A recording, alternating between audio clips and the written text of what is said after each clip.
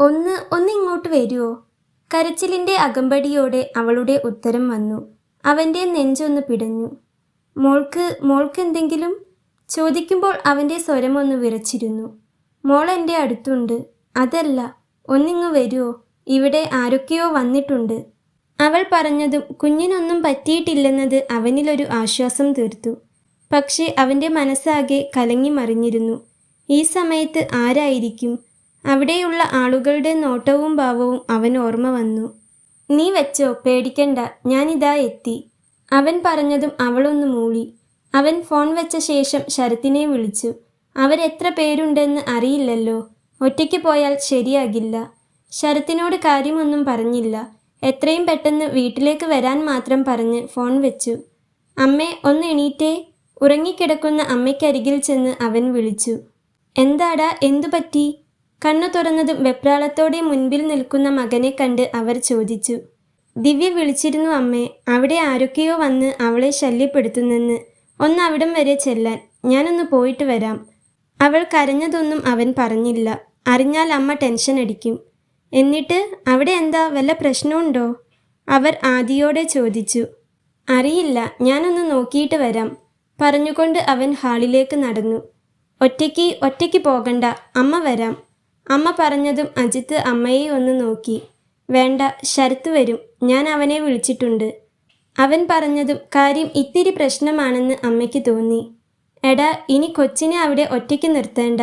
വരുമ്പോൾ ഇങ്ങ് കൂട്ടിയിട്ട് വന്നേക്കണം, അമ്മ പറഞ്ഞു. അവനൊന്ന് മൂളി. അപ്പോഴേക്കും ശരത്തിൻ്റെ വണ്ടി മുറ്റത്ത് വന്നു നിന്നു. എന്താടാ, അമ്മയ്ക്ക് എന്തെങ്കിലും? അതും ചോദിച്ചുകൊണ്ടാണ് അവൻ വണ്ടിയിൽ നിന്നിറങ്ങിയത്. എന്നാൽ ഉമ്മറത്ത് അവൻ്റെ കൂടെ നിൽക്കുന്ന അമ്മയെ കണ്ട് അവന് സംശയമായി. എന്താടാ, എന്തു പറ്റി? ശരത്ത് ചോദിച്ചു. ദിവ്യ വിളിച്ചിരുന്നു. അവിടെ ആരൊക്കെയോ വന്ന് ശല്യം ചെയ്യുന്നെന്ന്. ഒന്ന് അവിടം വരെ പോകണം. പറഞ്ഞുകൊണ്ട് അജിത്ത് വണ്ടിയിലേക്ക് കയറി. നിന്നോട് ഞാൻ അന്നേ പറഞ്ഞതല്ലേ, മനസ്സിലുള്ളത് തുറന്നു പറഞ്ഞ് അവളെയും കൊച്ചിനെയും ഇങ്ങ് കൊണ്ടുവരാൻ. ശരത്തിൻ്റെ ബൈക്കിൽ കയറുന്നതിനിടയിൽ പറഞ്ഞു. അമ്മ അകത്ത് ചെന്ന് വാതിലടച്ചോ? ഞാൻ വന്ന് വിളിച്ചിട്ട് വാതിൽ തുറന്നാൽ മതി. വേറെ ആര് വന്ന് വിളിച്ചാലും തുറക്കേണ്ട. പറഞ്ഞുകൊണ്ടവൻ വണ്ടി മുൻപോട്ടെടുത്തു. അമ്മ വാതിലടച്ച് ഹാളിൽ വന്നിരുന്നു. ചെന്നു കിടക്കാൻ അവർക്ക് തോന്നിയില്ല. അവരുടെ നെഞ്ച് വേഗത്തിൽ മിടിച്ചുകൊണ്ടിരുന്നു. ക്ലോക്കിലേക്ക് നോക്കുന്നതോടൊപ്പം അരുതാത്തതൊന്നും സംഭവിക്കല്ലേ എന്ന് അവർ കൈകൂപ്പി പ്രാർത്ഥിച്ചുകൊണ്ടിരുന്നു. അവളുടെ വീട്ടിലേക്കുള്ള വഴിയിലേക്ക് കയറിയതും കണ്ടു വലിയൊരു ഉത്സവപ്പറമ്പ്. ചെണ്ടക്കൊട്ട് ഉറക്കെ കേൾക്കുന്നുണ്ട്. അവിടെയുള്ള അമ്പലത്തിൽ ഉത്സവമാണ്. അതുകൊണ്ട് തന്നെ ആ നാട്ടിലുള്ള എല്ലാ ആളുകളും അവിടെയുണ്ട്. അവർ വീണ്ടും മുൻപോട്ട് ചെന്നു. അജിത്ത് ഒരു പോസ്റ്റിൻ്റെ അടുത്ത് ചെന്ന് വണ്ടി നിർത്തിയതും ശരത്തും അവൻ്റെ പിറകിലായി ചെന്ന് വണ്ടി നിർത്തി. ഇവിടെയാണോ വീട്? ശരത്ത് ചോദിച്ചു. അല്ല, കുറച്ച് മുൻപിലേക്കാ. അവിടെ കൊണ്ടുചെന്ന് വണ്ടി നിർത്തിയാൽ വന്നവരങ്ങ് രക്ഷപ്പെട്ടാലോ? എനിക്ക് അവരെ ഒന്ന് പരിചയപ്പെടണം, കുറച്ച് നന്നായി തന്നെ. പറഞ്ഞുകൊണ്ട് അജിത്ത് വേഗത്തിൽ തന്നെ മുൻപോട്ട് നടന്നു. രാത്രിയായതുകൊണ്ട് നിരത്തെല്ലാം കാലിയായിരുന്നു. അതുകൊണ്ട് തന്നെ അരമണിക്കൂർ കൊണ്ട് എത്തേണ്ട സ്ഥലത്ത് 15 മിനിറ്റ് പോലും എടുത്തില്ല അവരെത്തുമ്പോൾ. ഹൃദയം കയ്യിൽ പിടിച്ചുകൊണ്ടാണ് ഇവിടം വരെ എത്തിയത് തന്നെ. അവളുടെ കരച്ചിൽ അതുമാത്രമായിരുന്നു കാതിൽ നിറഞ്ഞു നിന്നത്. ഇവിടെ എന്താ, കറൻറ്റുമില്ലേ? അവളുടെ വീടിൻ്റെ ഭാഗത്തെത്താനായതും ചുറ്റിലും നിറഞ്ഞു നിൽക്കുന്ന ഇരുട്ട് കണ്ട് ശരത്ത് ചോദിച്ചു. വെറുതെയല്ല വന്നവർക്ക് ഇത്ര ധൈര്യം. ഉള്ള ആളുകളെല്ലാം അമ്പലപ്പറമ്പിലും, കൂട്ടത്തിൽ കറൻറ്റുമില്ല, അജിത്ത് പറഞ്ഞു. മുറ്റത്തേക്ക് ഇറങ്ങിയപ്പോഴേ കണ്ടു ഇരുട്ടിൽ മുങ്ങിക്കിടക്കുന്ന വീട്. അവനൊന്ന് ചുറ്റും നോക്കി. സൈഡിലെ ഒരു മുറിയിൽ വെളിച്ചമുണ്ട്. അത് അവളുടെ മുറിയാണ്. അവൻ ആ വീടിന് ചുറ്റുമൊന്ന് നടന്നു നോക്കി. ഇല്ല, എവിടെയും ആരെയും കാണാനില്ല. ചിലപ്പോൾ വന്നവർ പോയി കാണുമോ? അവൻ ചിന്തിച്ചു. ഇവിടെയൊന്നും ആരെയും കാണുന്നില്ലല്ലോ. ചുറ്റിലും ഒന്ന് നോക്കിക്കൊണ്ട് ശരത്ത് പറഞ്ഞു. അജിത്ത് ഫോണെടുത്ത് ദിവ്യയെ വിളിക്കാൻ പോകുമ്പോഴാണ് അകത്തുനിന്നും ഒരു സംസാരം കേട്ടത്. അവനൊന്ന് ഉമ്മറത്തേക്ക് കയറി വാതിലിനോരം ചെവി ചേർത്ത് വെച്ചു. നിന്നോടല്ലേടി പറഞ്ഞേ വാതിൽ തുറക്കാൻ? ഇല്ലേൽ ഞാൻ ചവിട്ടി പൊളിക്കണോ? പറഞ്ഞുകൊണ്ട് അയാൾ അകത്തെ മുറിയുടെ വാതിലിലൊന്ന് ആഞ്ഞു ചവിട്ടി. കുറച്ചു നേരമായി ശബ്ദമൊന്നുമില്ലായിരുന്നു. പെട്ടെന്ന് വാതിലിൽ ആഞ്ഞു ചവിട്ടുന്ന ശബ്ദം കേട്ട് കുഞ്ഞ് ഉറക്കത്തിൽ നിന്നും ഞെട്ടി വീണ്ടും കരയാൻ തുടങ്ങി. ആ കരച്ചിൽ അജിത്തിൻ്റെ കാതുകളിൽ വന്നു തറച്ചു. അവൻ ദേഷ്യം കൊണ്ട് കണ്ണുകൾ ഇറുക്കെ ചിമ്മി. പുറത്തല്ല, അകത്താ. അവന് വേണ്ടത് ഞാൻ കൊടുക്കാം. അജിത്ത് വാതിലിൻ്റെ ഹാൻഡിലിൽ ഒന്ന് പിടിച്ചു തിരിച്ചുകൊണ്ട് ശരത്തിനോട് പറഞ്ഞു. എന്തോ ഭാഗ്യത്തിന് അത് ലോക്കല്ലായിരുന്നു. അത് തുറന്നു വന്നു. വാതിൽ തുറക്കുന്ന ശബ്ദം കേട്ട് അയാളൊന്ന് തിരിഞ്ഞു നോക്കി. വാതിൽക്കൽ നിൽക്കുന്ന 2 പേർ. അയാൾക്ക് വല്ലാത്ത ദേഷ്യം വന്നു. ഓ, അപ്പോൾ ഒരാളല്ല, നിന്നെ തിരക്കി ഒരേ സമയം 2 പേരൊക്കെ വരാറുണ്ട് അല്ലേടി? പിന്നെന്താ നിനക്ക് നമ്മളെ ഒന്നും പിടിക്കാത്തെ? അയാൾ വലിയ വായിൽ പറഞ്ഞു. ശരത്ത് ഫോണിൽ ഫ്ലാഷ് ലൈറ്റ് ഓൺ ചെയ്തിട്ടുണ്ട്. ആ വെളിച്ചത്തിൽ അയാളെ കണ്ടതും അജിത്തിൻ്റെ കാൽ അയാളുടെ നെഞ്ചിൽ പതിഞ്ഞിരുന്നു. അത് അയാളായിരുന്നു. അന്ന് കുഞ്ഞിനെയും കൊണ്ട് മുറ്റത്ത് നിന്നപ്പോൾ ഇടവഴിയിൽ നിന്ന് വല്ലാത്തൊരു ഭാവത്തോടെ നോക്കി നിന്നയാൾ. ഇനി ഒരക്ഷരം നീ അവളെക്കുറിച്ച് പറഞ്ഞാൽ. പറഞ്ഞുകൊണ്ട് അജിത്ത് അയാളുടെ 2 കവിളും നോക്കി മാറി മാറി അടിച്ചു. മദ്യത്തിൻ്റെ ലഹരിയിലാണെങ്കിലും അയാൾക്ക് ഭയങ്കര ശക്തിയായിരുന്നു. അയാൾ ഒരു മുരട്ടുകാളയെപ്പോലെ അജിത്തിനെ തിരിച്ചാക്രമിക്കാൻ വന്നു. അപ്പോഴേക്കും ശരത്ത് വന്ന അയാളെ പിറകിൽ നിന്നും പിടിച്ചു വെച്ചു. 2 പേരും അയാളെ മാറി മാറി അടിച്ചു. അവസാനം അയാൾ ഇനി ഒന്നിനും വയ്യെന്ന പോലെ തളർന്നു വീണു. അജിത്ത് ദിവ്യയുടെ മുറിയുടെ വാതിലിനരികിലേക്ക് ചെന്നു. അവളും കേൾക്കുന്നുണ്ടായിരുന്നു പുറത്തു നിന്നുള്ള സംസാരവും അടിയുടെ ഒച്ചയുമെല്ലാം. സങ്കടം കൊണ്ടും പേടികൊണ്ടും അവളുടെ കണ്ണുകൾ വീണ്ടും നിറഞ്ഞൊഴുകിയിരുന്നു. അതിനേക്കാളുപരി താനൊന്ന് വിളിച്ചപ്പോഴേക്കും തൻ്റെ അരികിൽ ഓടിയെത്താൻ ആളുണ്ടല്ലോ എന്ന സന്തോഷവും. കരയുന്ന കുഞ്ഞിനെ ചേർത്തു പിടിച്ച് അവളും കരഞ്ഞു. ദിവ്യേ, ഞാനാ, വാതിൽ തുറക്ക്. വാതിലിൽ ഒന്ന് തട്ടിക്കൊണ്ട് അജിത്ത് പറഞ്ഞു. അവൾ വേഗം ഇരുന്നിടത്തു നിന്നും പിടഞ്ഞെഴുന്നേറ്റു. വാതിലിന് കുറുകെ ഇട്ടിരുന്ന കട്ടിൽ എങ്ങനെയൊക്കെയോ പിടിച്ചു നീക്കിയിട്ടു. വാതിൽ തുറന്നതും എമർജൻസി ലാമ്പിൻ്റെ വെളിച്ചത്തിൽ അജിത്തിനെ കണ്ട കുഞ്ഞ് കരഞ്ഞുകൊണ്ട് തന്നെ അജിത്തിൻ്റെ കൈകളിലേക്ക് ചാടി. അവൻ കുഞ്ഞിൻ്റെ നെറ്റിയിലൊന്ന് അമർത്തി മുത്തി. ഒന്നുമില്ലടാ, ഒന്നുമില്ല പൊന്നെ. അവൻ കുഞ്ഞിൻ്റെ പുറത്ത് തട്ടിക്കൊടുത്തുകൊണ്ട് തൻ്റെ നെഞ്ചോട് ചേർത്ത് പിടിച്ചു പറഞ്ഞു. അപ്പോഴും കുഞ്ഞിൻ്റെ കരച്ചിൽ നിൽക്കുന്നില്ല. കുഞ്ഞ് ഏങ്ങലടിച്ചു കരയുകയാണ്. അജിത്തിനും കരച്ചിൽ വന്നു. അവൻ്റെ കണ്ണുകളും നിറഞ്ഞു. കുഞ്ഞ് നന്നായി പേടിച്ചിട്ടുണ്ട്. അവൾ കരയുന്നത് കൂടി കണ്ടതുകൊണ്ടാകും. അവൻ കുഞ്ഞിനെ ഒന്നുകൂടി ചേർത്ത് പിടിച്ചു. കുഞ്ഞ് അവൻ്റെ കഴുത്തിലൂടെ ചുറ്റിപ്പിടിച്ച് അവനോട് പറ്റിക്കിടന്നു. ഇടയ്ക്ക് അവൻ്റെ മുഖത്ത് ചുംബിക്കുന്നുണ്ട്. അവനും കുഞ്ഞും തമ്മിലുള്ള സ്നേഹപ്രകടനം നോക്കി അങ്ങനെ ശരത്ത് നിന്നുപോയി എന്നതാണ് സത്യം. അവര് അച്ഛനും മോളുമല്ലെന്ന് കാണുന്നവരാരും പറയില്ല. അജിത്ത് ദിവ്യയെ ഒന്ന് നോക്കി. ഇപ്പോഴും അവളുടെ മുഖത്തു നിന്നും പേടി മാറിയിട്ടില്ല. കരഞ്ഞു കരഞ്ഞു വീർത്ത കണ്ണുകൾ. ഒരു പൂവ് പോലെ അവൾ വാടിത്തളർന്നു പോയിരിക്കുന്നു. അജിത്ത് അവളെ തന്നെ ഒന്ന് നോക്കി. അവളെ നെഞ്ചോട് ചേർത്ത് പിടിക്കണമെന്ന് തോന്നുന്നുണ്ട്. പേടിക്കണ്ട, ഞാനില്ലേ കൂടെ എന്ന് പറഞ്ഞ് ആശ്വസിപ്പിക്കണം എന്ന് തോന്നുന്നുണ്ട്. പക്ഷേ എന്തോ സാധിക്കുന്നില്ല. അവളും അവനെ തന്നെ നോക്കി നിൽക്കുകയാണ്. നന്നേ പേടിച്ചു പോയ ആ നിമിഷം അവനിലേക്ക് ചേർന്നു നിൽക്കാൻ, അവനെന്ന കരുതലിൽ ഒതുങ്ങി നിൽക്കാൻ അവൾക്കും തോന്നിയിരുന്നു. അവളും ആഗ്രഹിച്ചിരുന്നു എന്നതാണ് സത്യം. അവരുടെ നോട്ടം കണ്ട് ശരത്ത് മെല്ലെ പുറത്തേക്ക് നടന്നു. 2 പേരും ഇതുവരെ മനസ്സ് തുറന്നിട്ടില്ലെന്ന് അവനറിയാം. ഇപ്പോൾ അവരെന്തെങ്കിലും സംസാരിക്കുകയാണെങ്കിൽ സംസാരിക്കട്ടെ എന്ന് അവനും കരുതി. എന്താണ്ടായേ? നീ വാതിൽ അടച്ചില്ലായിരുന്നോ? അജിത്ത് ചോദിച്ചു. ഞാൻ അടച്ചതാ. അടച്ചെന്ന് ഉറപ്പുവരുത്തിയ ശേഷമാ ഞാൻ വന്ന് കിടന്നേ. പിന്നെ പെട്ടെന്നെന്തോ ശബ്ദം കേട്ട് ഞെട്ടി ഉണർന്നപ്പോൾ വാതിൽ തുറക്കാൻ വേണ്ടി ചെന്നതാ. അപ്പോഴാണ് ഹാളിൽ നിന്നും അയാളുടെ ഒച്ച കേട്ടത്. അപ്പോൾ എങ്ങാനും വാതിൽ തുറന്നിരുന്നെങ്കിൽ ഇപ്പോൾ... ബാക്കി പറയാതെ അവൾ കരഞ്ഞു. കരയേണ്ട, അങ്ങനെയൊന്നും ഉണ്ടായില്ലല്ലോ, അവൻ പറഞ്ഞു. അവൾ കരയുകയാണ്. ഉമ്മറത്തെ വാതിൽ ലോക്കല്ലായിരുന്നു. അതെങ്ങനെ? അവൻ വീണ്ടും ചോദിച്ചു. ഇടയ്ക്ക് അയാൾ വാതിൽ തുറക്കുന്ന ശബ്ദം കേട്ടിരുന്നു. അതാവും. എപ്പോഴാ അയാൾ ഇതിനകത്ത് കയറിയതെന്ന് സത്യമായിട്ടും ഞാൻ കണ്ടില്ല, അവൾ കരഞ്ഞുകൊണ്ട് തന്നെ പറഞ്ഞു. ഇതെന്താ ഈ കട്ടിൽ ഇങ്ങനെ? വാതിലിനോട് ചേർന്ന് സ്ഥാനം തെറ്റിക്കിടക്കുന്ന കട്ടിൽ കണ്ട് അവൻ ചോദിച്ചു. അത് അയാൾ വന്ന് വാതിലിൽ ചവിട്ടിയപ്പോൾ വാതിൽ തുറക്കാതിരിക്കാൻ, അവൾ പറഞ്ഞു. അവൻ അവളെ തന്നെ ഒന്ന് നോക്കി. തല കുനിച്ചു നിന്ന് ഇപ്പോഴും കരയുകയാണവൾ. അവൻ പതിയെ അവളുടെ മുഖമൊന്നുയർത്തി. അവൻ്റെ ആദ്യ സ്പർശനം. അവളൊന്ന് ഞെട്ടി. അവനിലും അതെ, വല്ലാത്തൊരു വിറയലുണ്ട്. അവളൊന്ന് അവനെ തന്നെ നോക്കി. അവൻ്റെ കണ്ണുകളും അവളിലാണ്. കുഞ്ഞപ്പോഴേക്കും അവൻ്റെ തോളിൽ കിടന്ന് തന്നെ കരച്ചിൽ നിർത്തി പതിയെ കണ്ണടച്ചിരുന്നു. അവൻ അവൻ്റെ തള്ളവിരലാൽ അവളുടെ കണ്ണുനീര് തുടച്ചു കൊടുത്തു. മതി കരഞ്ഞത്, അവൻ പറഞ്ഞു. പക്ഷേ അവളുടെ കരച്ചിൽ മാത്രം നിൽക്കുന്നില്ല. അവനൊന്ന് അവളെ തന്നെ നോക്കി. പിന്നെ ശ്വാസം ഒന്ന് ആഞ്ഞു വലിച്ചു. ചെന്ന് അത്യാവശ്യം എടുക്കാനുള്ളത് എന്തൊക്കെയാണെന്ന് വെച്ചാൽ എടുത്തിട്ട് വാ, നമുക്ക് പോകാം. അവൻ പറഞ്ഞതും അവൾ മനസ്സിലാവാത്തതുപോലെ അവനെ ഒന്ന് നോക്കി. എങ്ങോട്ട്? അവൾ ചോദിച്ചു. എന്തേ, എൻ്റെ കൂടെ വരാൻ ധൈര്യമില്ലേ? എന്നെ വിശ്വാസമില്ലേ? അവൻ ചോദിച്ചു. അവൾ അങ്ങനെയൊന്നും പറയരുതെന്ന് കണ്ണുകൾ കൊണ്ട് അവനെ വിലക്കി. മതി ഇങ്ങനെ ഇവിടെ ഒറ്റയ്ക്ക് നിന്നത്. ഇതിങ്ങനെ ഉള്ളിൽ കൊണ്ടു നടന്ന് എനിക്കും മടുത്തു. ഇന്ന് തന്നെ ഞാൻ എന്തുമാത്രം പേടിച്ചു. ജീവൻ കയ്യിൽ പിടിച്ച ഇങ്ങ് ഓടിയെത്തിയത്. ഇനി ഞാൻ എവിടെയുണ്ടോ അവിടെ മതി താനും. എൻ്റെ കൂടെ വന്നൂടെ? പൊന്നുപോലെ നോക്കിക്കോളാം ഞാൻ. എവിടുന്നോ കിട്ടിയ ധൈര്യത്തിൽ അവൻ അവളോട് ചോദിച്ചു. അവൾ വിശ്വാസം വരാതെ അവനെ തന്നെ ഒന്ന് നോക്കി. പിന്നെ പതിയെ അവൻ്റെ തോളിൽ അവൻ്റെ നെഞ്ചോട് ചേർന്നു കിടക്കുന്ന മോളെ ഒന്ന് നോക്കി. എൻ്റെ കുഞ്ഞ, എൻ്റെ സ്വന്തം, അങ്ങനെ കണ്ടിട്ടുള്ളൂ ഞാൻ. ഒരുപക്ഷെ ഇവൾക്ക് വേണ്ടിയായിരിക്കും നിന്നെപ്പോലും സ്വന്തമാക്കിയാലോ എന്നെൻ്റെ മനസ്സ് ചിന്തിച്ചത് തന്നെ. അത്രയ്ക്കും ജീവന എനിക്കെൻ്റെ കുഞ്ഞ്. അവളുടെ നോട്ടത്തിൻ്റെ അർത്ഥം മനസ്സിലായതുപോലെ അവൻ പറഞ്ഞു. അത് തനിക്കും അറിയാം. തൻ്റെ കുഞ്ഞിന് ഇതിനേക്കാൾ നല്ലൊരു അച്ഛനെ ഇനി എവിടെ ചെന്നാലും കിട്ടില്ല. ഈ കൈകളിൽ തൻ്റെ മകൾ എന്നും സുരക്ഷിതയായിരിക്കും. എന്നാലും അവൾ അവനെ ഒന്ന് നോക്കി. ഇനി എന്താ? അവൻ വേദനയോടെ എന്നാൽ ഒരു പ്രതീക്ഷയോടെ തന്നെ അവളോട് ചോദിച്ചു. അമ്മ എന്ത് കരുതും? തന്ന സ്നേഹം മുതലെടുത്ത് ഞാൻ ചതിച്ചെന്ന് കരുതില്ലേ? അവളൊരു പതർച്ചയോടെ തന്നെ ചോദിച്ചു. അവൾ പറഞ്ഞത് കേട്ട് അവന് ആശ്വാസം തോന്നി. അപ്പോൾ അവൾക്കും സമ്മതമാണ്. അവൻ്റെ ചുണ്ടിലൊരു ചിരി വിരിഞ്ഞു. എന്ന് തന്നോട് ആര് പറഞ്ഞു?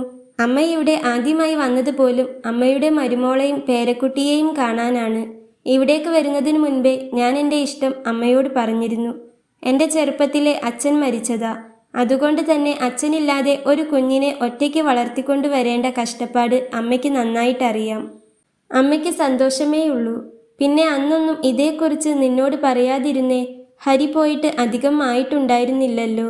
ഒരു പക്ഷേ മറ്റുള്ളവരെ പോലെ ഞങ്ങളും എന്തൊക്കെയോ ലക്ഷ്യം വെച്ച് വരികയാണെന്ന് നിനക്ക് തോന്നിയാൽ, ഇനി ഇവിടേക്ക് വരരുതെന്ന് നീ പറഞ്ഞാൽ, കുഞ്ഞിനെ കാണാൻ പറ്റാതെയായാൽ.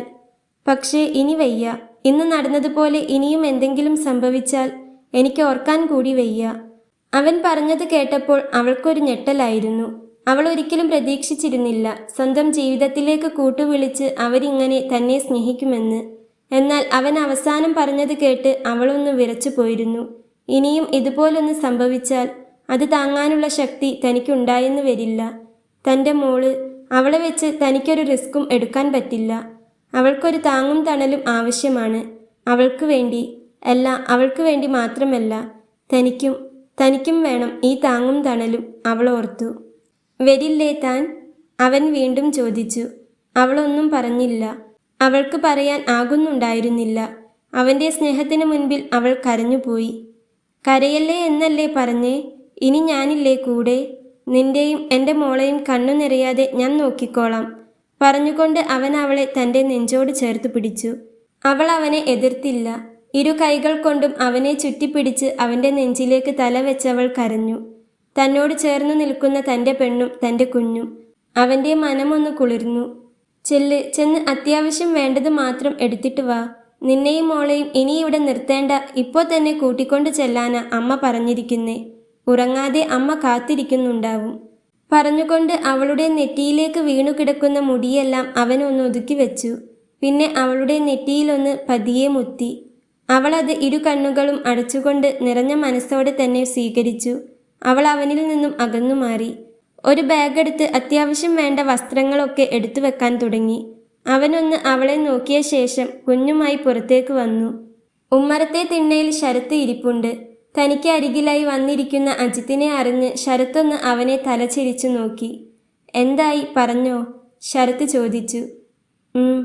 അജിത്തൊന്ന് പതിയെ മൂളി. ഒരു മൂളലാണെങ്കിലും അവൻ്റെ മനസ്സിലെ സന്തോഷം ശരത്തിന് മനസ്സിലായിരുന്നു. ഇത്രയേ ഉള്ളൂ കാര്യം. ഇതിനാണ് നീ ഇതിങ്ങനെ മനസ്സിലിട്ട് കൊണ്ടു നടന്നേ. ഒരു കണക്കിന് ഇന്നിങ്ങനെയൊക്കെ നടന്നത് നന്നായി. അല്ലെങ്കിൽ അവൾ എന്ത് വിചാരിക്കുമെന്ന് പറഞ്ഞ് നീ ഇനിയും ഒരുപാട് കാലം ഇതും മനസ്സിലിട്ട് നടന്നേനെ. ശരത്ത് കാര്യമായി തന്നെ പറഞ്ഞു. ഇപ്പോൾ ആണടാ മനസ്സിനൊരു സമാധാനം കിട്ടിയത്. എന്തോ വല്ലാത്തൊരു സന്തോഷം തോന്നുക. ഒരു കൈയാൽ കുഞ്ഞിനെ മുറുക്കി പിടിച്ച് മറു കൈയാൽ ശരത്തിൻ്റെ കയ്യിലൊന്ന് പിടിച്ചുകൊണ്ട് അജിത്ത് പറഞ്ഞു. ശരത്തൊന്ന് ചിരിച്ചു. അതൊക്കെ അവിടെ നിൽക്കട്ടെ. ആ അകത്തു കിടക്കുന്ന സാധനത്തിനെ പുറത്താക്കണ്ടേ? ഞാൻ അതിനെ പുറത്താക്കിയിട്ട് വരാം. ശരത്ത് പറഞ്ഞുകൊണ്ട് ഇരുന്നിടത്തു നിന്നും എഴുന്നേറ്റു. നിൽക്ക്, ഞാനും വരാം, അജിത്ത് പറഞ്ഞു. വേണ്ടടാ, ഇത് എനിക്കേ ഉള്ളൂ പറഞ്ഞുകൊണ്ട് ശരത്ത് അകത്തേക്ക് നടന്നു.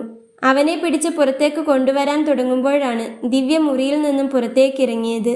ഒരു നിമിഷം ദിവ്യയൊന്ന് ഞെട്ടി. അജിത്ത് പുറത്തുണ്ട്. ഞാൻ ഇയാളെ ഒന്ന് പുറത്തേക്ക് കിടത്തട്ടെ. ജീവനുണ്ടേൽ നാളെ എഴുന്നേറ്റ് പൊയ്ക്കോളും, ശരത്ത് പറഞ്ഞു. ദിവ്യയൊന്ന് അവനെ നോക്കി പതിയെ ചിരിച്ചു. അജിത്ത് അകത്തേക്ക് വന്നു. അപ്പോഴേക്കും ശരത്ത് അയാളെ പുറത്തേക്ക് കൊണ്ടുപോയി കിടത്തിയിരുന്നു. ശരത്ത് അകത്തേക്ക് വന്നില്ല, പുറത്തു തന്നെ നിന്നു. അവർക്ക് മാത്രമായി ആ രാത്രിയെ വിട്ടുകൊടുത്തതുപോലെ. പോകാം ചോദിച്ചുകൊണ്ട് അവൻ അവളുടെ കയ്യിൽ നിന്നും ബാഗ് വാങ്ങി. ഇപ്പോൾ വരാം, അവളൊന്നവനെ നോക്കി പറഞ്ഞ ശേഷം ഫോണിൽ വെളിച്ചം തെളിച്ച് ഗ്യാസ് ഓഫ് തന്നെയല്ലേ എന്ന് ചെന്ന് നോക്കി. കറണ്ട് ഇല്ലാത്തത് കൊണ്ട് ലൈറ്റും ഫാനുമെല്ലാം ഓൺ ആണോ അല്ലയോ എന്നറിയില്ല. അതുകൊണ്ട് അവൾ ടോർച്ച് അടിച്ച് സ്വിച്ച് എല്ലാം ഓഫാണെന്ന് ഉറപ്പിച്ച ശേഷം പുറത്തേക്ക് നടക്കുമ്പോഴാണ് അറിയാതെ ആ വെളിച്ചം ഷോക്കേസിൽ വെച്ചിരിക്കുന്ന ആ ചിത്രത്തിലേക്ക് തെളിഞ്ഞത്. ഒരു നിമിഷം അവളുടെ കണ്ണുകൾ അതിൽ തന്നെ തറഞ്ഞു നിന്നുപോയി. തന്നെയും മോളെയും ചേർത്ത് പിടിച്ചു നിൽക്കുന്ന ഹരിയേട്ടൻ. കുഞ്ഞിപ്പെണ്ണിൻ്റെ അടക്കം 3 പേരുടെയും മുഖത്ത് ചിരിയാണ്. കല്യാണത്തിന് മുൻപ് തന്നെ സ്നേഹം കൊണ്ട് പൊതിഞ്ഞിരുന്ന ഒരുവനെ അവൾക്ക് ഓർമ്മ വന്നു. നീയില്ലാതെ ഞാനില്ലെന്ന് പറഞ്ഞ ഒരുവൻ. അവനില്ലാതെ ഒന്ന് ശ്വസിക്കാൻ പോലും കഴിയില്ലെന്ന് വിശ്വസിച്ചിരുന്ന അവളെയും അവളൊന്നോർത്തു. അങ്ങനെയൊരു നല്ല കാലം തങ്ങൾക്കുണ്ടായിരുന്നു. ഒരു നിമിഷം അവളുടെ നെഞ്ചൊന്ന് പിടഞ്ഞു. നെഞ്ചിനകത്ത് വല്ലാത്ത വേദന. പൊടുന്നനെ അവൾക്ക് മറ്റൊരു മുഖം ഓർമ്മ വന്നു. കുടിച്ചു വന്ന് ബോധമില്ലാതെ തന്നെ തലങ്ങും വിലങ്ങും അടിക്കുന്നവനെ, ഉണ്ടാക്കി വെച്ച ഭക്ഷണമെല്ലാം വലിച്ചെറിയുന്നവനെ, സമാധാനമില്ലാതെ കുഞ്ഞിനെയും കെട്ടിപ്പിടിച്ച് കരഞ്ഞു കിടന്ന രാത്രികൾ. എന്തിനാ എന്നോട് ഇങ്ങനെയൊക്കെ ചെയ്തേ?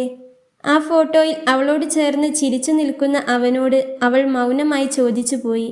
അവളുടെ കണ്ണുകൾ നിറഞ്ഞു വന്നു.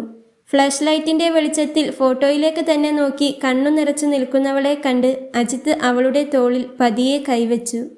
അവളൊന്ന് മുഖമുയർത്തി നോക്കി. തൻ്റെ കുഞ്ഞിനെ പൊതിഞ്ഞു പിടിച്ചു നിൽക്കുന്നവൻ. അവളൊന്ന് അവനെ നോക്കി ചിരിക്കാൻ ശ്രമിച്ചു. അവൻ്റെ നോട്ടം അവളുടെ നിറഞ്ഞ കണ്ണുകളിലേക്കായിരുന്നു. അവിടം ഒരു സാഗരം തന്നെ അലയടിക്കുന്നുണ്ടെന്ന് അവന് തോന്നി. അവനൊന്നും പറഞ്ഞില്ല. എന്തു പറഞ്ഞാലും വാക്കുകൾ മതിയാകില്ലെന്ന് അവന് തോന്നി. അവൻ പതിയെ അവൾക്കരികിലേക്ക് ഒന്നുകൂടി അടുത്തു വന്ന് അവളുടെ നെറ്റിയിലായി അവൻ്റെ നെറ്റിയൊന്ന് മുട്ടിച്ചു. ഒട്ടും പ്രതീക്ഷിക്കാത്തതിനാൽ തന്നെ അവളുടെ ഹൃദയം ഒന്ന് പിടച്ചുപോയി. ഒന്നനങ്ങുക പോലും ചെയ്യാതെ അവൾ ഒരേ നിൽപ്പ് നിന്നുപോയി. അവനും അതെ, ഹൃദയത്തിലൊരു വിറയൽ അറിഞ്ഞു. 2 പേരുടെയും ഹൃദയങ്ങൾ ഒരേ വേഗത്തിൽ ഒരേ ദിശയിലേക്ക് മിടിച്ചു. അല്പനേരം അങ്ങനെ നിന്നതും അവൻ അവളിൽ നിന്നും അടർന്നു മാറി. അവളുടെ തോളിലൂടെ കൈ ചേർത്ത് പിടിച്ചുകൊണ്ട് പതിയെ പറഞ്ഞു, വാ. അതവൻ്റെ ഹൃദയത്തിലേക്കാണ് വിളിക്കുന്നതെന്ന് അവൾക്ക് തോന്നി. അത്രമേൽ നേർത്തിരുന്നു ആ സ്വരം. പിന്നെ നിലത്ത് വെച്ചിരുന്ന ബാഗുമെടുത്ത് അവൻ പുറത്തേക്ക് നടന്നു. അവന് പിറകെ പതിയെ അവളും പുറത്തേക്കിറങ്ങി ആ വാതിലടച്ച് താക്കോലിട്ട് പൂട്ടി. ഇപ്പോൾ ആ ഫോട്ടോ കൂരാകൂരിരുട്ടിലായി. ഒരുമിച്ച് മനോഹരമായൊരു ജീവിതം സ്വപ്നം കണ്ട് ജീവിച്ച ഒരു പെണ്ണും ചെക്കനും, കൂട്ടത്തിൽ അവരുടെ ആ കുഞ്ഞു മാലാകക്കുട്ടിയും. മദ്യമെന്ന ചെകുത്താൻ ഇടിച്ചു കയറി വന്ന് ആ സ്വപ്നം എന്നേക്കുമുള്ള ഇരുട്ടിലാക്കിയിരിക്കുന്നു. അപ്പോൾ അങ്ങു ദൂരെ മാനത്ത് ഒരു കുഞ്ഞു നക്ഷത്രം നിർത്താതെ കണ്ണു ചിമ്മുന്നുണ്ടായിരുന്നു. തൻ്റെ പെണ്ണും കുഞ്ഞും സുരക്ഷിതമായ കൈകളിലെത്തിയ സന്തോഷത്തോടൊപ്പം വെറുതെയെങ്കിലും ആ നക്ഷത്രം കൊതിക്കുന്നുണ്ടായിരിക്കണം കാലമൊന്ന് പിറകോട്ട് പോയിരുന്നുവെങ്കിലെന്ന്. മദ്യം കൈകൊണ്ട് തൊട്ട നിമിഷം അത് തടയാൻ പറ്റിയിരുന്നെങ്കിലെന്ന്. മരിക്കുന്നതിൻ്റെ തൊട്ടു മുൻപ് തൻ്റെ പെണ്ണിനെയും കുഞ്ഞിനെയും കൊണ്ട് ഏതെങ്കിലും നാട്ടിൽ ചെന്ന് എന്തെങ്കിലും ജോലിയെടുത്ത് ജീവിച്ചിരുന്നുവെങ്കിലെന്ന്. പറ്റില്ല, ഇനി അതിനൊന്നും പറ്റില്ല. പണ്ടാരോ പറയുന്നത് പോലെ താൻ മണ്ണോടടിഞ്ഞ് തൻ്റെ ആത്മാവ് ആകാശത്തിങ്ങനെ ഒരു നക്ഷത്രമായി മാറിയിരിക്കുന്നു. ഇനി ഇവിടെയിരുന്ന് ഭൂമിയിൽ അവർ ജീവിക്കുന്നത് കണ്ടു കൊതിയടയുക, അതേ സാധ്യമാകൂ, അതുമാത്രം. ആ കുഞ്ഞു നക്ഷത്രം ഒന്നുകൂടി കണ്ണു ചിമ്മി. അതിൻ്റെ ഹൃദയം തകർന്ന് കണ്ണു നിറഞ്ഞിരിക്കണം. അതിൽ നിന്നും ഇറ്റുവീണ കണ്ണുനീർ തുള്ളികൾ ഒരു മഴയായി ഭൂമിയിലേക്ക് പതിച്ചു. 2 വർഷത്തിനിപ്പുറമുള്ളൊരു ദിവസം അവൻ ലേബർ റൂമിന് മുൻപിൽ ക്ഷമയില്ലാതെ നിൽക്കുകയാണ്. അവൻ്റെ കയ്യിൽ ആ 4 വയസ്സുകാരി കുഞ്ഞിപ്പെണ്ണുമുണ്ട്. കുറച്ചപ്പുറം തന്നെ അവൻ്റെ അമ്മയും അവളുടെ അച്ഛനും അമ്മയും ഉണ്ട്. അവനും അമ്മയും ഇടപെട്ട് അവളുടെ വീട്ടുകാരുമായുള്ള പിണക്കം പറഞ്ഞു തീർത്തിരുന്നു. അവളൊന്ന് കെട്ടിപ്പിടിച്ച് പൊട്ടിക്കരഞ്ഞപ്പോൾ അതുവരെ കല്ലായിരുന്ന ആ അമ്മയുടെയും അച്ഛൻ്റെയും മനസ്സും തണുത്തു. ഇപ്പോൾ അവർക്കവൾ പ്രിയപ്പെട്ട മകൾ തന്നെയാണ്. എല്ലാവരുടെയും സ്നേഹലാളനകളേറ്റ് ഒരു കുഞ്ഞു രാജകുമാരിയായി മാറിയിരുന്നു ആ കുഞ്ഞിപ്പെണ്ണ് അപ്പോഴേക്കും. അവൾക്കെല്ലാവരെയും ഇഷ്ടമാണ്. എങ്കിലും അവൾക്ക് ഏറ്റവും പ്രിയം അവളുടെ അച്ഛനെ തന്നെയാണ്. മോളെ ഇങ്ങ് താ മോനെ, ഞാനെടുക്കാം. ഓരോരുത്തരായി അവൻ്റെ അരികിൽ വന്ന് പലപ്പോഴായി പറയുന്നുണ്ട്. വേണ്ട, ഞാനെടുത്തോളാം. ആർക്കും കൊടുക്കാതെ ഒത്തിരി നേരമായി പൊതിഞ്ഞു വെച്ചിരിക്കുകയാണ് അവൻ അവൻ്റെ കുഞ്ഞിപ്പെണ്ണിനെ. അവളും അതെ. ആരെങ്കിലും വന്ന് കൈ നീട്ടുമ്പോഴേക്കും അവൾ അവൻ്റെ കഴുത്തിലൂടെ ചുറ്റിപ്പിടിച്ച് ആ തോളിലേക്ക് തലചായ്ക്കും. വാവ എന്താ അച്ഛാ വരാത്തെ? ഒത്തിരി നേരമായി പെണ്ണ് ചോദിക്കുന്നു. അവൾക്ക് അവളുടെ കുഞ്ഞിവാവയെ കാണാനുള്ള തിരക്കാണ്. വരും, ഇപ്പോൾ വരൂട്ടോ, അവൻ കുഞ്ഞിൻ്റെ നെറ്റിയിൽ ചുണ്ടു ചേർത്തുകൊണ്ട് പറഞ്ഞു. ദിവ്യ, അജിത്, ഒടുക്കം സിസ്റ്റർ വന്നു വിളിച്ചു.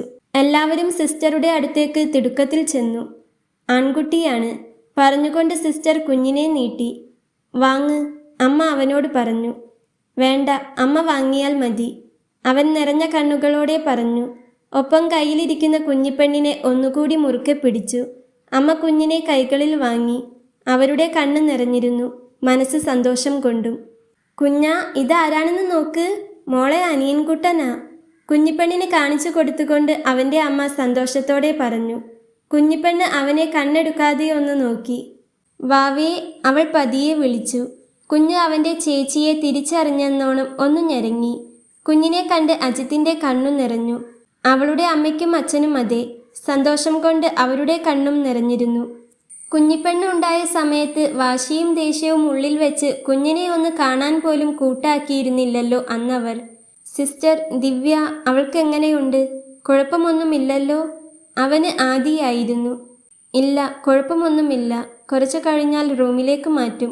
ഇപ്പോൾ കുഞ്ഞിനെ കൊണ്ടുപോയിക്കോട്ടെ, സിസ്റ്റർ പറഞ്ഞുകൊണ്ട് കുഞ്ഞിനെ തിരികെ വാങ്ങി അകത്തേക്ക് പോയി. അവൾക്ക് കുഴപ്പമൊന്നുമില്ലെന്ന് കേട്ടപ്പോഴാണ് അജിത്തിന് സമാധാനമായത്. അവൾക്കൊന്നും പറ്റില്ലെന്ന് ഉള്ളിൽ നിന്ന് ആരോ പറയുന്നുണ്ടെങ്കിലും വല്ലാത്തൊരു പേടിയായിരുന്നു.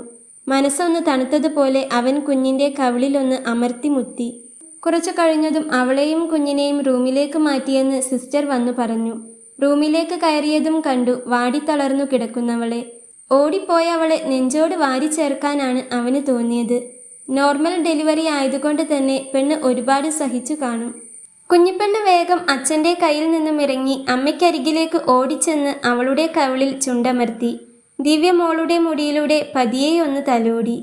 എല്ലാവരും കുഞ്ഞിനെയും അവളെയും കണ്ട ശേഷം അവർക്ക് വേണ്ടി എന്ന പോലെ പുറത്തേക്ക് ഇറങ്ങിക്കൊടുത്തു.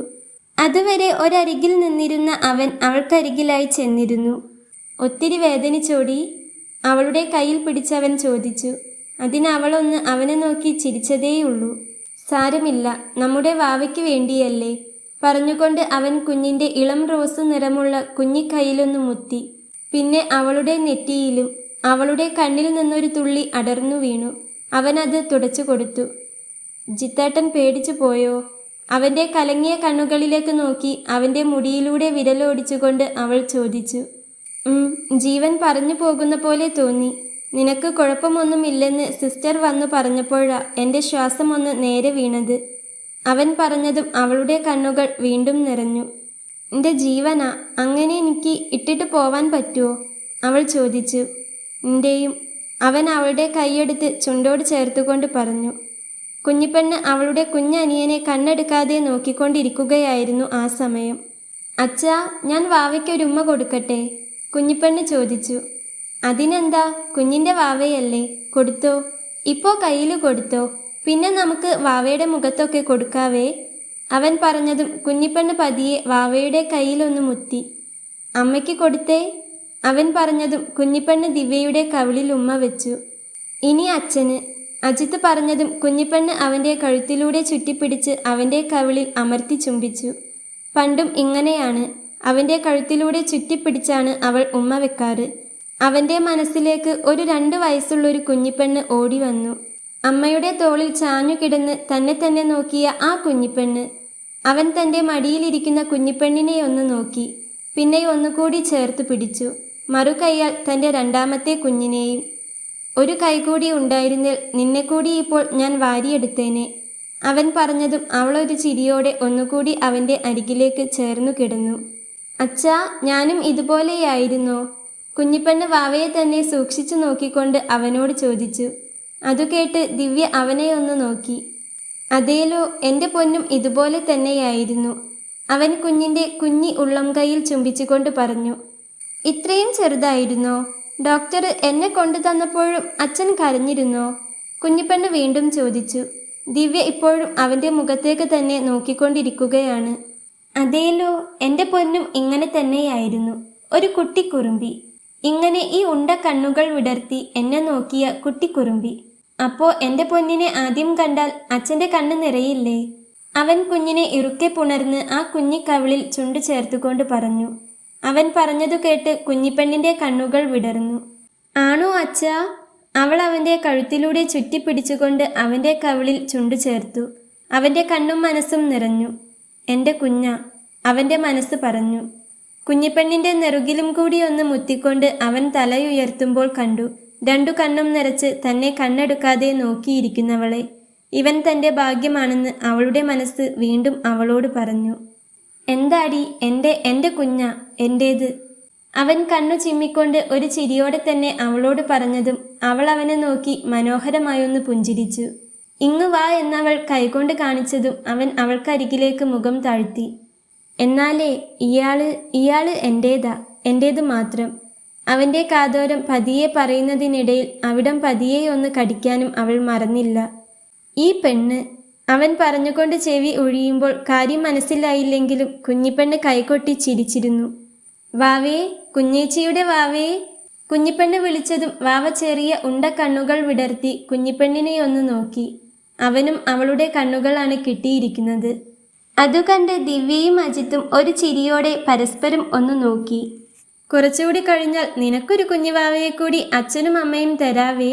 അജിത്ത് ദിവ്യയെ ഇടം കണ്ണാലൊന്ന് നോക്കിക്കൊണ്ട് വാവയോട് പറഞ്ഞതും ദിവ്യ അവനെ ഒന്ന് കൂർപ്പിച്ചു നോക്കി.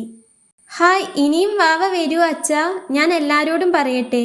കുഞ്ഞിപ്പെണ്ണ് കണ്ണുകൾ വിടർത്തി അല്പം ഉറക്കെ തന്നെ ചോദിച്ചതും ദിവ്യ കുഞ്ഞിൻ്റെ വാ പൊത്തിപ്പിടിച്ചിരുന്നു. അതു കണ്ട് അജിത്ത് കുറച്ചുറക്കെ തന്നെ ചിരിച്ചതും ആ ചിരി പതിയെ ദിവ്യയിലേക്കും വ്യാപിച്ചിരുന്നു. അവളുടെ കവിളുകൾ നാണം കൊണ്ട് ചുവക്കുന്നത് അജിത്ത് നിറഞ്ഞ മനസ്സോടെ നോക്കിക്കണ്ടു.